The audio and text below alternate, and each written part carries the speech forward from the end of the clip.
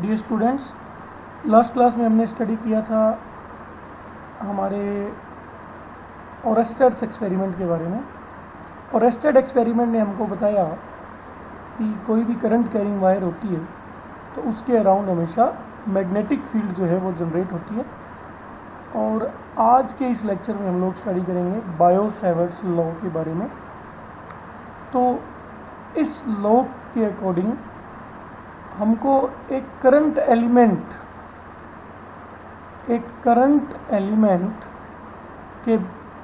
की magnetic field के बारे में इसमें लॉ दिया गया है।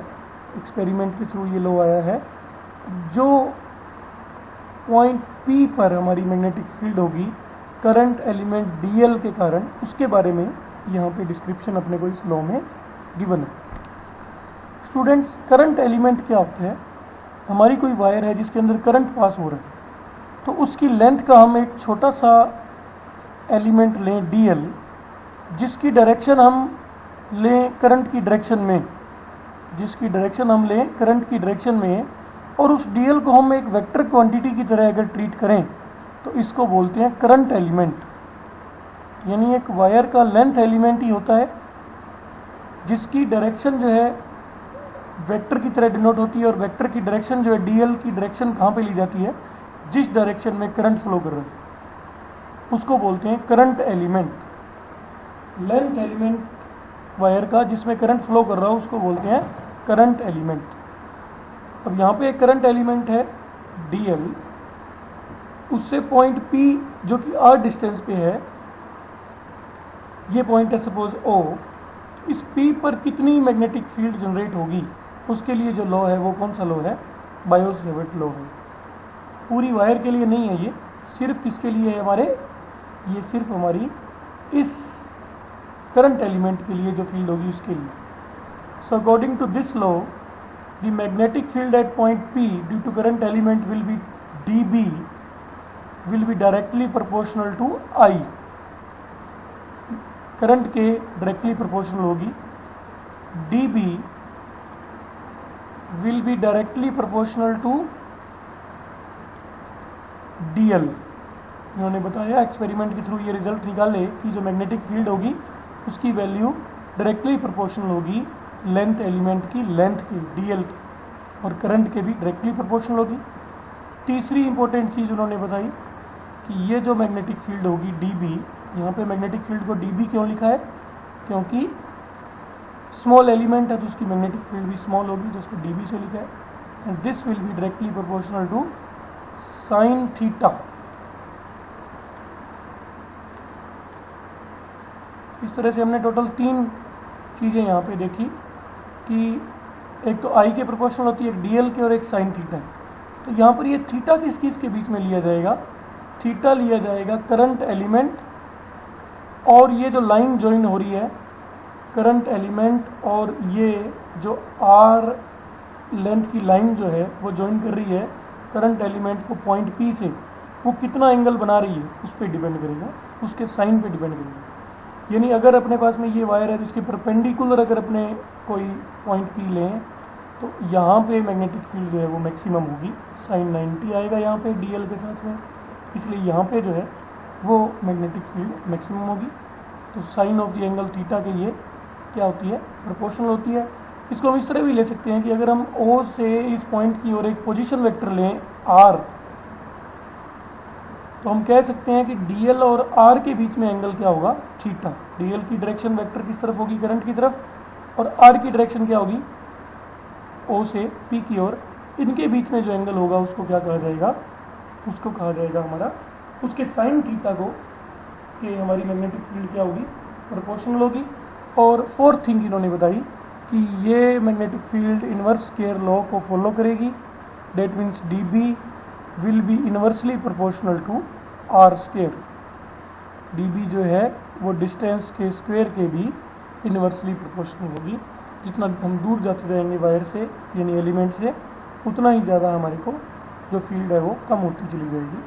तो अगर हम कंबाइनली इस एक्सप्रेशन को लिखें तो हमारे पास जो कंप्लीट वैल्यू आएगी वो कुछ इस तरह से आएगी।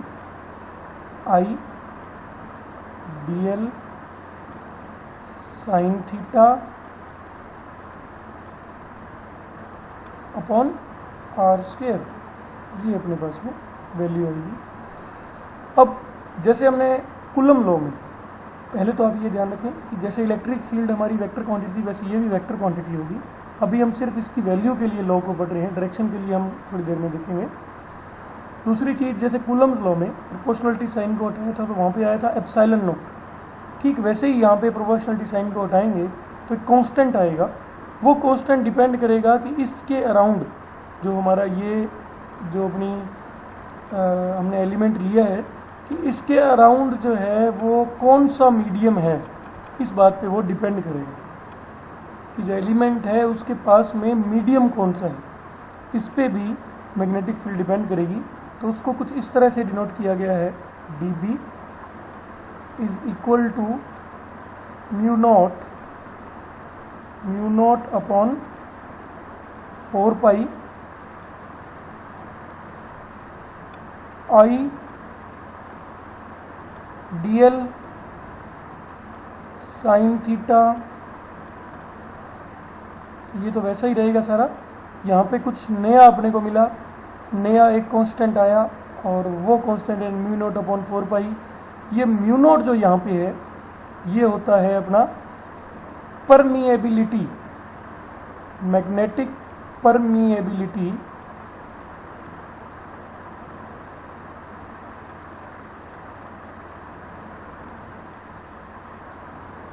Magnetic permeability of free space.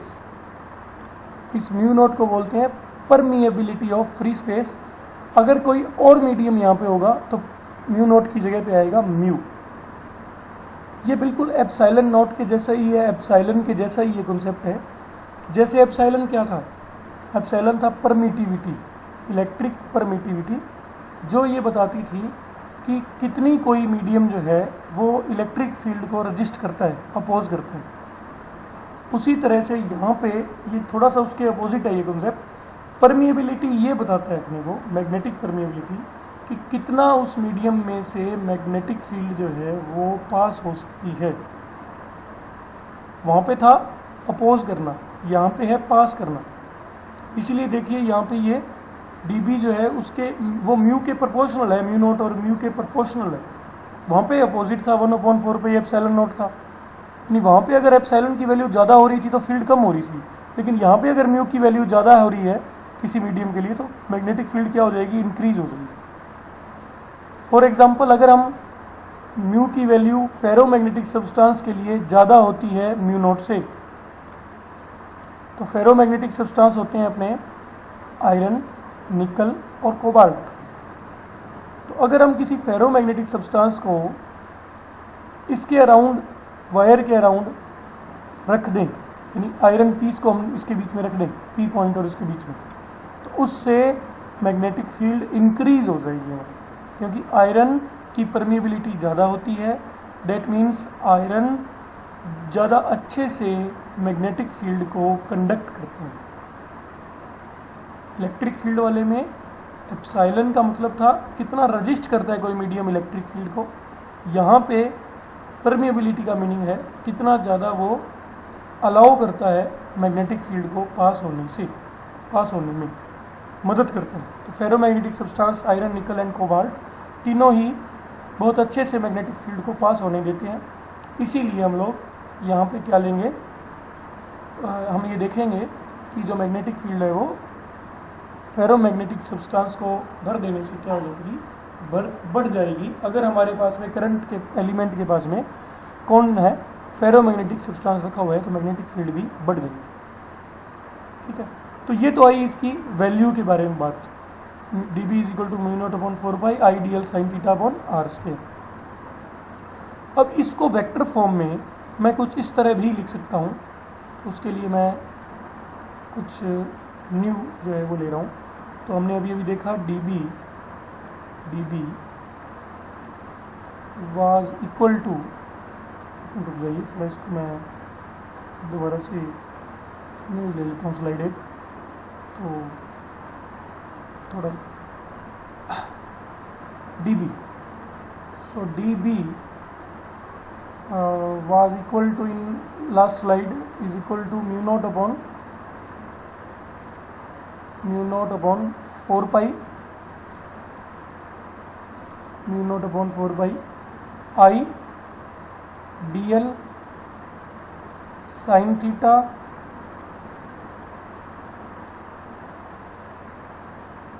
Upon r square, ये अपने पास में वैल्यू आई थी।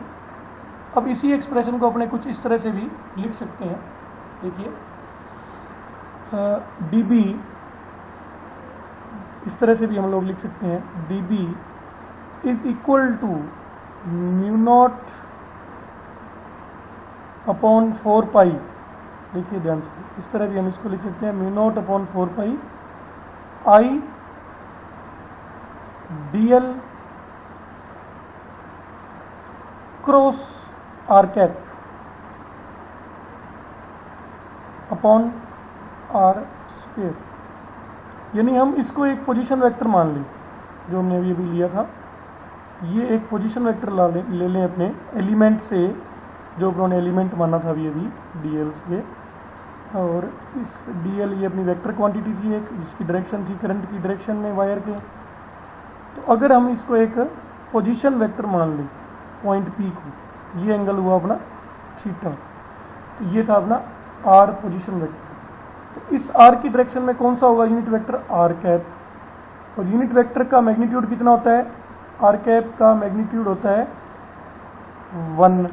तो इसको जब अपने सॉल्व करेंगे dl क्रॉस r को, r कैप को, तो इससे क्या मिलने वाला है अपने को, dl साइन थीटा इंटू 1, क्योंकि क्रॉस प्रोडक्ट क्या होता है, ए बी साइन थीटा। तो dl और r कैप का करेंगे तो क्या आएगा, dl into 1 into sine theta, यानी इससे वापस क्या बन जाएगा, यही अपना बन जाएगा। तो इस तरीके से हम वेक्टर फॉर्म में मैग्नेटिक फील्ड को लिख सकते हैं, mu not upon 4 pi I dl cross r। आई तो स्केलर क्वांटिटी है, उसके बाद में dl cross r upon r square, ये अपने लिख सकते हैं। इसको जरा ध्यान से समझिए, dl क्रॉस r से वापिस ऊपर वाला स्टेप जो है वो बन जाएगा। इसीलिए हम यहाँ पे कहेंगे कि जो मैग्नेटिक फील्ड की डायरेक्शन होगी वो हमेशा dl और r कैप के क्रॉस प्रोडक्ट की डायरेक्शन में होगी, जिसके लिए हम यूज़ कर सकते हैं राइट हैंड रूल।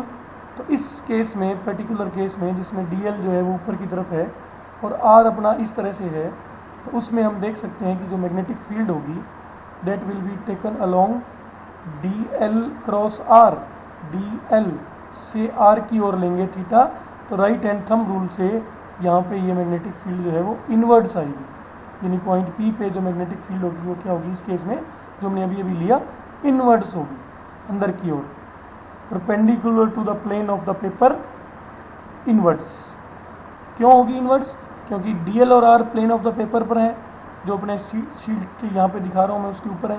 तो dl क्रॉस r क्या होगा, उसके परपेंडिकुलर होगा, या तो बाहर की ओर या अंदर की ओर। तो यहाँ पे हम जब dl से r की ओर जाएंगे तो ये कैसे होगा, अंदर की ओर होगा। ठीक है, तो इस तरह से ये अपनी डायरेक्शन जो है मैग्नेटिक फील्ड की वो हम इस तरह से फाइंड कर सकते हैं। So that is our main Biot Savart's law. इसकी मदद से हम आगे एप्लीकेशंस में मैग्नेटिक फील्ड भी फाइंड करेंगे। उसके बाद में आता है अपने पास में the shape of magnetic field of a uniform straight wire. कि कोई अपने पास में स्ट्रेट वायर है, लॉन्ग वायर है, उसकी मैग्नेटिक फील्ड किस तरह की होती है, यानी उसकी शेप क्या होती है। ठीक है, तो उसके लिए मैं आपको एक पिक्चर के थ्रू इसको बताना चाहूँगा इजीली कि shape of magnetic field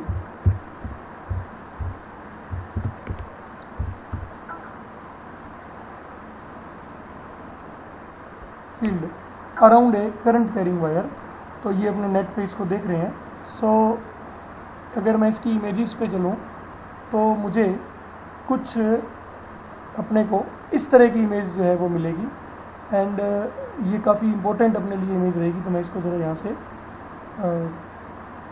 image को सेव कर लेता हूँ और इस इमेज को यहाँ से मैं आपको उसमें ले जाता हूँ। तो यहाँ से अपने इमेज जो है अपने ले, तो उसको यहाँ पे मैं पेस्ट कर देता हूँ। तो मैंने इसको यहाँ पे पेस्ट कर दिया। तो देखिए इससे ही अपने राइट हैंड थंब रूल को भी समझेंगे। ये इमेज मैंने इसीलिए यहाँ पे ड्रॉ की है ताकि इजीली हमको ये चीज़ जो है वो समझ में आ जाए। सो स्टूडेंट्स, अगर हम एक एक्सपेरिमेंट करें कि हम क्या करें, एक करंट कैरिंग वायर लें और उसके अराउंड हम एक इस तरह का कार्डबोर्ड लगा दें, यानी वायर उसमें से परपेंडिकुलर जो है वो पास हो रही हो, जो वायर है वो उस कार्डबोर्ड में से परपेंडिकुलर पास हो रही हो, और इस कार्डबोर्ड के ऊपर हम आयरन फिलिंग्स को अगर डाल दें,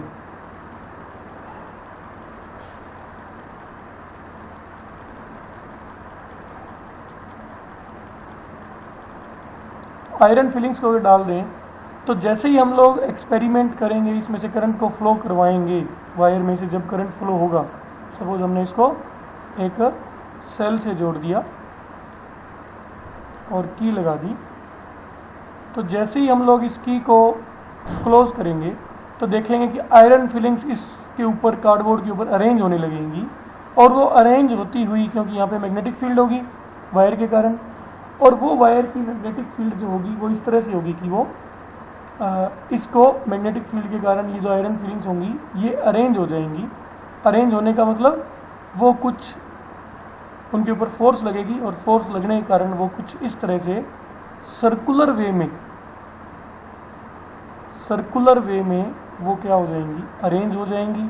सर्कुलर वे का मीनिंग है कुछ इस तरह से वो अरेंज जो है वो हो जाएंगी। देखिए ये अपने पास में है, और कुछ इस तरह का वो उसके अंदर सीन रहेगा, इस तरह से वही आयरन फिलिंग कॉन्सेंट्रिक सर्कल्स के रूप में अरेंज हो जाएंगी। कॉन्सेंट्रिक सर्कल्स यानी उनका सेंटर जो है वो एक ही जगह पे होगा, और वो सेंटर कहाँ पे होगा, ऑन द वायर होगा। जैसे देखिए यहाँ पे जो इस डायग्राम में लेफ्ट साइड जो डायग्राम हमारा हमने फोटो जो ली है उसमें हम देखें तो वो क्या होगा, कॉन्सेंट्रिक वायर के ऊपर उसका सभी सर्कल का सेंटर होगा, और कुछ इस तरह से मैग्नेटिक फील्ड जो है वो जनरेट होगी। ठीक है, तो ये कौन सा टॉपिक है, shape of magnetic field of a magnetic field of a current carrying wire, shape of B. Shape कैसी होती है, आपसे कोई पूछे कि करंट कैरिंग वायर की शेप, मैग्नेटिक फील्ड किस तरह की होती है, कॉन्सेंट्रिक सर्कल की फॉर्म में होती है। ठीक है, और इसके डायरेक्शन के लिए जो रूल है वो रूल है राइट हैंड थंब रूल, जो राइट हैंड साइड इससे दिखाया गया, right hand thumb rule.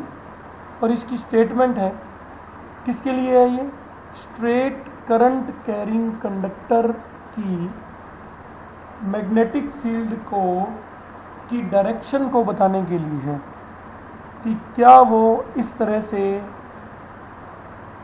Anti clockwise होगी या वो क्लॉकवाइज होगी।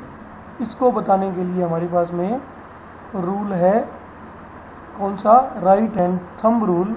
क्योंकि कोई भी स्ट्रेट कंडक्टर है, कोई वायर है, तो हम लोग ये तो समझ चुके हैं कि उसकी जो फील्ड है वो कैसी होगी, कॉन्सेंट्रिक सर्कल्स की फॉर्म में होगी। अब वो कॉन्सेंट्रिक सर्कल भी तो दो तरह के हो सकते हैं ना, कि हो सकता है डायरेक्शन उसमें ये हो, और हो सकता है उसके अंदर डायरेक्शन ये हो।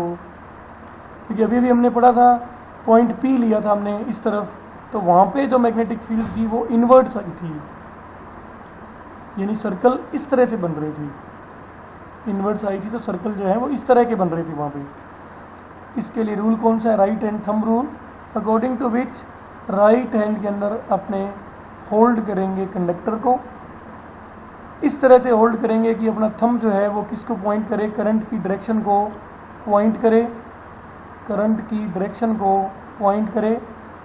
तो मैग्नेटिक फील्ड जो होगी वो मुड़ी हुई उंगलियों की तरफ होगी, दैट मीन्स कर्ल्ड फिंगर्स की ओर होगी। If we hold the conductor in right hand and stretch our thumb in the direction of current, then curled fingers will gives us the direction of magnetic field। तो इस case में magnetic field की direction हमारी किस तरह से होगी, कुछ इस तरह से एंटी क्लॉकवाइज आपको जैसे दिखाई पड़ रही है इस तरह से ये होगी एंटी क्लॉकवाइज। ओके, तो इसी तरह से कुछ और पिक्चर्स भी अपनों ने देखी कि ये वो एक्सपेरिमेंट के लिए बताया गया, देखिए जिसमें ये बताया गया है कि एक्सपेरिमेंट किस तरह से परफॉर्म होगा। ठीक है, यहाँ पे जो शो हो रहा है राइट साइड में डायग्राम। इसके अलावा और भी मैग्नेटिक फील्ड के लिए ये जैसे कि अपने को एक पिक्चर गिवन है, मैं इसको भी वहाँ से कॉपी कर लेता हूँ और आपको बड़ा करके जो है वो बता देता हूँ। ठीक है, तो इसके अंदर अपने देखें तो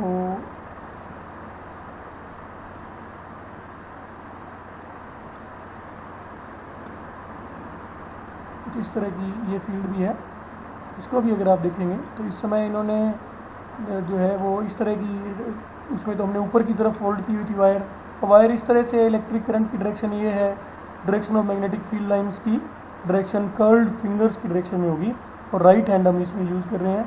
तो राइट हैंड जो है वो यूज़ करते हुए हम देख रहे हैं कि हमने करंट की डायरेक्शन में थंब को रखा है और मैग्नेटिक फील्ड की डायरेक्शन हमारी कुछ इस तरह से आ रही है, विच इज़ इस तरह से आ रही है अपने पास में जो दिखाया हमने right side, which is also we know that it is also clockwise direction. So it is a clockwise direction. आप इसको इस तरह से पेन को होल्ड करके देख सकते हैं, पेन की निब की तरफ आप मान सकते हैं कि करंट की डायरेक्शन है।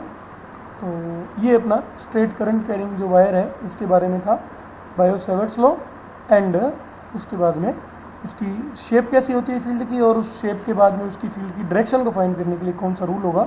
यानी अपने को डीएल क्रॉस आर करने की ज़्यादा आवश्यकता नहीं पड़ेगी, हम वायर के लिए इसी तरह से हम मैग्नेटिक फील्ड की डायरेक्शन को फाइंड कर पाएंगे। So thank you so much.